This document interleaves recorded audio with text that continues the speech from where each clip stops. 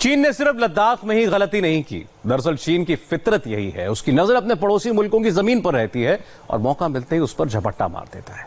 लेकिन भारत ने इस बार चीन को ऐसा सबक सिखाया कि अब पूरी दुनिया के लिए एक मिसाल बन गया। चीन के एक दो देशों नहीं बल्कि 20 देशों से सीमा को लेकर विवाद चल रहे हैं। चीन के खिलाफ आवाजें अब चारों तरफ से उठ रही हैं। विस्तारवादी सोच की अग्नि में चीन झुलस रहा है। जियो और जीने दो के बुनियादी उसूलों को दरकिनार कर ड्रैगन दूसरे देशों का पानी, पहाड़, जंगल, बस्ती सब कुछ हड़प लेना चाहता है। लेकिन चीन ने ऐसा करके खुद ही अपने पैरों पर कुल्हाड़ी मार ली है। भूटान, म्यांमार, नेपाल, हांगकांग, रूस, जापान, ताइवान, वियतनाम, मलेशिया, ये उन देशों की फहरिस्त है जहां ड्रैगन की फुफकार रिश्तों की नींव में अपनी हड़प नीति का जहर घोल चुकी है। लेकिन शी जिनपिंग के ब्रेन में दूसरे देशों पर कब्जा करने की जो आंधी उमड़ रही है, वो चीन के वर्तमान और भविष्य दोनों को जलाकर राख कर देगी। क्योंकि कह दो कि चिंगारी का खेल बुरा होता है। औरों के घर आग लगाने का जो सपना, वो अपने ही घर में सदा खरा होता है। औरों के घर में घुसने की कोशिश और इसमें ड्रैगन के हर फ्रंट पर हार का हम विश्लेषण आपको दिखाएंगे। क्योंकि ड्रैगन जहां जहां घुसा वहां पिटा, चाहे वो भारत का गलवान हो या भूटान का सक्तेंग हो। सक्तेंग, भूटान। चीन ने भूटान के सक्तेंग पर अपना दावा जताया है। चीन की ये चाल भारत के खिलाफ न्यू वॉर थिएटर खोलने की नई चाहत है, क्योंकि सक्तेंग भारत के राज्य अरुणाचल प्रदेश की सीमा के बिल्कुल पास है। सक्तेंग अभयारण्य अरुणाचल प्रदेश के सेला पास से करीब 17 किलोमीटर की दूरी पर है। ये भूटान के उत्तर पूर्वी क्षेत्र में 650 वर्ग किलोमीटर में फैला है। यह अभयारण्य लाल पांडा, हिमालयन ब्लैक बियर और हिमालयन मोनल तीतर जैसे दुर्लभ वन्य जीवों का घर है। सक्तेंग भूटान चीन के बीच पहले भी सीमा विवाद में नहीं फंसा, लेकिन जब सक्तेंग अभयारण्य प्रोजेक्ट के लिए एनवायरमेंट फैसिलिटी काउंसिल यानी GEF में फंड देने की बात आई, तो चीन ने नई चाल चली और जमीन को ही अपना बता दिया। हालांकि चीन का विरोध दरकिनार हो गया। काउंसिल ने इस प्रोजेक्ट को मंजूरी दे दी। काउंसिल में चीन का एक प्रतिनिधि है, वहीं भूटान का सीधे तौर पर कोई प्रतिनिधि नहीं है। भूटान का प्रतिनिधित्व तो भारतीय अधिकारी ने किया। चीन को यहां भी मुंह की खानी पड़ी, लेकिन पिटने के बावजूद ड्रैगन फुफकार रहा है कि चीन और भूटान की सीमा का 3 जगहों पर कभी सीमांकन नहीं हुआ। सीमा पर पूर्वी, मध्य और पश्चिमी इलाकों पर लंबे समय से विवाद है। ऐसे में कोई भी तीसरी पार्टी इसमें दखल अंदाजी नहीं करे। चीन भूटान को इसलिए तंग कर रहा है क्योंकि भूटान के भारत के साथ अच्छे संबंध हैं। चीन भूटान पर दबाव डालकर उसे अपने पक्ष में लाने के फिराक में है, लेकिन भूटान ने कह दिया कि हम साफ कर देना चाहते हैं कि ये जमीन हमारे देश का अटूट हिस्सा है। भूटान और चीन के बीच 1984 से 2016 तक 24 दौर की बातचीत भी हो चुकी है। इस दौरान मध्य और पश्चिमी सीमा को लेकर चर्चा हुई है, लेकिन पूर्वी सीमा पर चीन से सीमा को लेकर कभी कोई चर्चा नहीं हुई। मतलब जहां ड्रैगन की दाल नहीं गलने वाली, चीन भूटान के मोर्चे पर फेल हो गया। म्यांमार। दोस्ती और दुश्मनी चीन के लिए एक ही सिक्के के दो पहलू हैं। दोस्ती की आड़ में चीन म्यांमार में आतंकवाद का खेल खेल रहा है। म्यांमार में आतंकवादी संगठन घोषित अरकान आर्मी के पीछे चीन का हाथ है।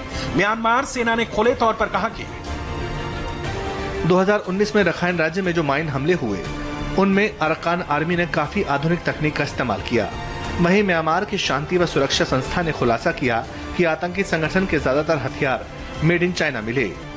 म्यांमार को जलाने के लिए चीन चालें क्यों चल रहा है, इसका जवाब जानना बेहद जरूरी है, क्योंकि तभी ड्रैगन के नापाक मंसूबों की इनसाइड स्टोरी सामने आ पाएगी। असल में चीन चाहता है कि म्यांमार उसके बेल्ट एंड रोड प्रोजेक्ट की परियोजनाओं को मंजूर करे, क्योंकि चीन म्यांमार के साथ इकोनॉमिक कॉरिडोर को मजबूत करना चाहता है।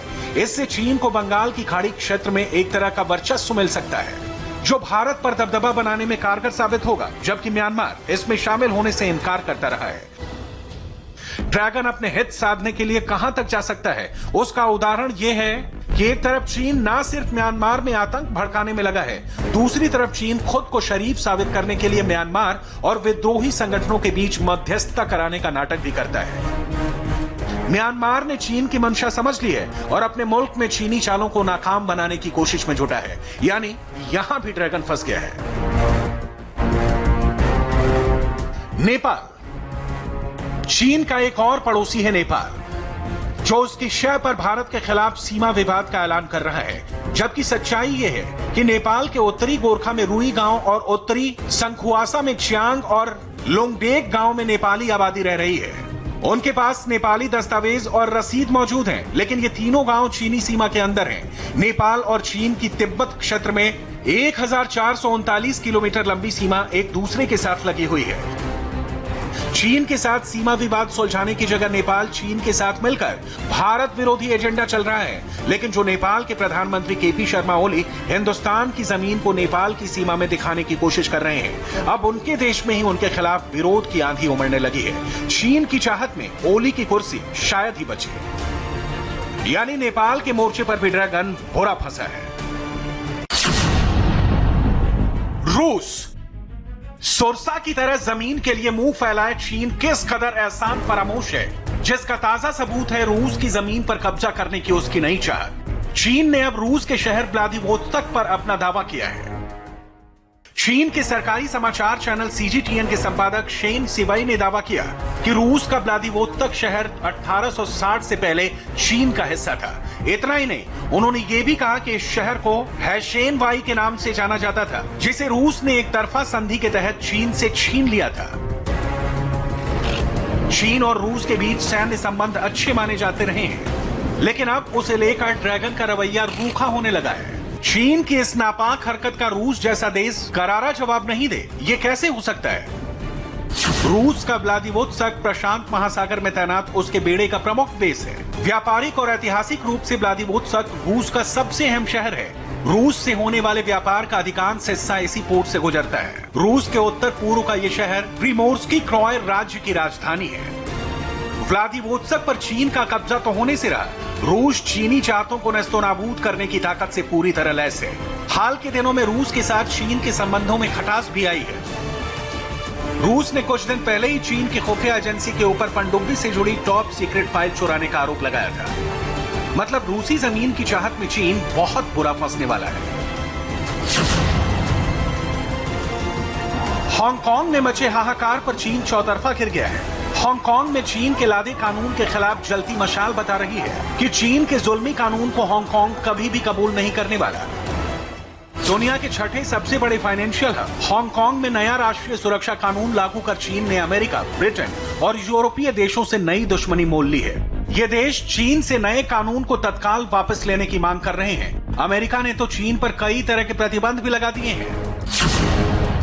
जापान। हांगकांग पर चीनी चाल से एक और देश ड्रैगन से सख्त नाराज है, क्योंकि उसे लगता है कि चीनी कानून हांगकांग की नींव को कमजोर कर सकता है। जापान की करीब 1400 कंपनियां हांगकांग में हैं।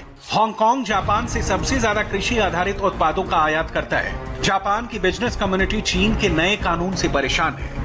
ड्रैगन की हड़पने की नीति ने उसे इतना फंसा दिया है कि जहां भी नजर जाती है चीन उलझा हुआ नजर आता है। चीन और जापान में पूर्वी चीन सागर के द्वीपों को लेकर तनाव चरम पर है। हाल ही में जापान ने एक चीनी पनडुब्बी को लेकर अपने जल क्षेत्र से खदेड़ा था। चीन ने जापान के दावे वाले ईस्ट चाइना सी में अपनी सेनाएं भेजी हैं।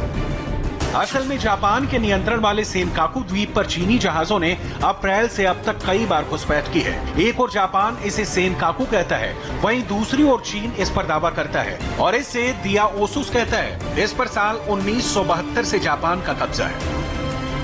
चीन और जापान के बीच तल्खी इतनी बढ़ गई कि 12 सालों बाद होने वाले चाइनीज राष्ट्रपति का जापान दौरा रद्द हो सकता है। दोनों देश पूर्वी चीन सागर में आमने सामने हैं और जापान किसी तरह से चीन से दो हाथ करने की ताकत वाला देश है। यानी जापानी मोर्चे पर भी चीन ने अपना पांव कुल्हाड़ी पर दे मारा है। ताइवान। चीन के दुश्मन देश की फहरिस्त में एक और नाम है, ताइवान। इन दिनों चीनी फाइटर जेट्स ने भी कई बार ताइवान के हवाई क्षेत्र का उल्लंघन किया। ऐसा इसलिए क्योंकि ताइवान पर चीन अपना दावा करता है और ये धमकी देता है कि आवश्यकता पड़ने पर वो सैन्य ताकत का भी इस्तेमाल कर सकता है। चुनावों और जनमत सर्वेक्षणों में ताइवान की जनता चीन के साथ राजनीतिक एकीकरण को खारिज कर चुकी है। ताइवान 1949 से स्वतंत्र रूप से शासित है। वहीं पीपल्स रिपब्लिक ऑफ चाइना इसे एक प्रांत मानती है। ताइवान में लोकतांत्रिक रूप से सरकार चुनी जाती है।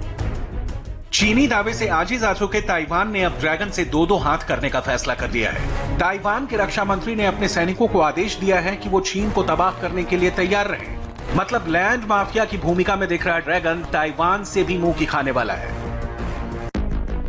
चीन 20 देशों के साथ या तो जमीन पर या फिर समंदर में बॉर्डर साझा करता है और इन देशों में बस कुछ एक को छोड़कर सब पर बुरी नजर रखता है। तिब्बत उसमें से एक है जिसे चीन अपनी टेरिटरी मानता है। चीन इसके लिए ऐतिहासिक सबूत भी जुटाता है कि तिब्बत 13वीं शताब्दी से चीन का हिस्सा है। चीन ने तिब्बत के 12.28 लाख स्क्वायर किलोमीटर पर कब्जा किया हुआ है। वियतनाम, चाइना वियतनाम के बड़े भूभाग पर भी अपना दावा करता है। चीन कहता है कि मिंग राजवंश से वियतनाम के कई इलाकों पर चीन राज करता था। साउथ चाइना सी में भी वियतनाम और चीन के बीच टकराव है। वियतनामी अब मानते हैं कि दक्षिण चीन सागर पर पारासेल द्वीप समूह उनके होने चाहिए। चीन ने 1974 से इन पर कब्जा कर रखा है। दोनों देशों के बीच 1979 में युद्ध भी हो चुका है। ब्रुनेई, साउथ चाइना सी में स्पार्टली द्वीप को लेकर चीन और ब्रुनेई में लंबे समय से विवाद चल रहा है। उत्तर कोरिया, बैकेडू और जियांदाओ माउंटेन पर चीन अपना अधिकार जताता है। दक्षिण कोरिया के साथ भी साउथ चाइना सी में द्वीपों पर अधिकार को लेकर चीन का विवाद है। हालांकि चीन तो पूरे दक्षिण कोरिया पर ही अपना अधिकार जताता है। हवाला देता है कि युआन राजवंश के दौरान यहां चीन का आधिपत्य था। चीन का और भी कई देशों से या तो जमीन को लेकर विवाद है या पानी को लेकर। इन देशों में शामिल हैं Kazakhstan, Kyrgyzstan, Tajikistan, Afghanistan, Cambodia, Laos, Mongolia, Indonesia, Malaysia, Singapore. अब सवाल है कि चीन इतने सारे देशों से दुश्मनी निभा रहा है तो कब तक अपनी खैर मना सकता है। लिहाजा जवाब तो करारा ही मिलेगा, क्योंकि विस्तारवाद बीते दौर की बात है और अपनी संप्रभुता पर चोट कोई देश बर्दाश्त नहीं कर सकता।